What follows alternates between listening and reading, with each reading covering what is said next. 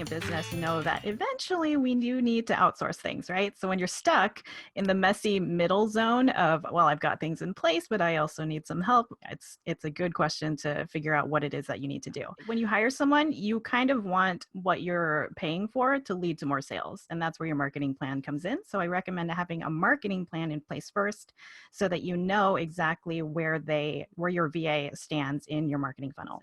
When we're just starting out, we're spinning all of the plates, we're wearing all of the hats, and we don't really know what to hire out. And that's very, very common. So what I like to say is start by making a list of the things that you don't want to do.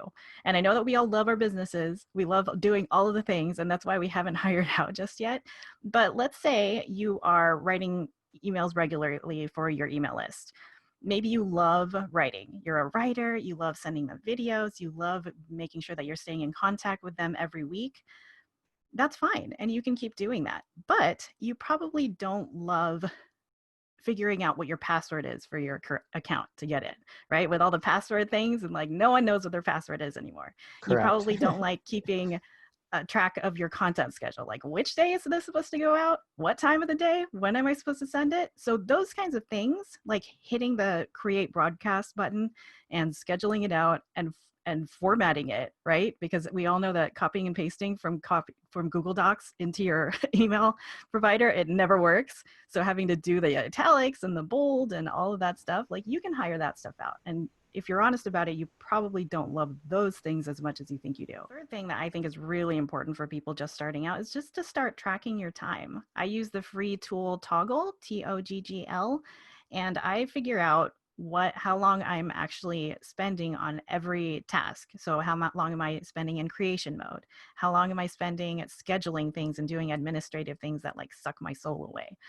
Knowing how much of that time you're spending every week will give you a little bit more appreciation for when you don't have to do them. And I think that appreciation and just developing that relationship with your VA is huge, and it leads toward a long-term relationship that you're building with basically another person who's totally 100% on board with your business and the movement that you're making. When you're hiring a VA, you're really having to sacrifice a part of your tasks, and you need to delegate it, but you need to put that trust in someone else.